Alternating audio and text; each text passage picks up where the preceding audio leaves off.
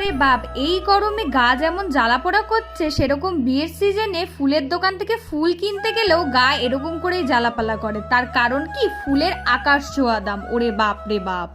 আমাদের মতো মেকআপ আর্টিস্টের দুঃখের কথা কি আর বলবো, সকলেই তো জানো কম বেশি আমাদের শুট থাকে, আর ফুল কিনতে গেলে পকেট হয়ে যায় ফাঁকা। মানে একটা সরু লিকলিকে জুঁই ফুলের দাম নিয়ে নেয় 100 টাকা, তাও তো একটা কিনলে হয় না, কম করে 4টে কিনতে হয়। এই তো বাবা আমার পকেট বাঁচানোর জন্য এই গাছটাগুলো অর্ডার দিয়ে দিয়েছি। এগুলো মাথায় দেওয়ার পর কেউ ধরতেই পারবে না যে এগুলো আসল ফুল না নকল ফুল। দেখো তোমরাও হয়তো বুঝতে পারবে না।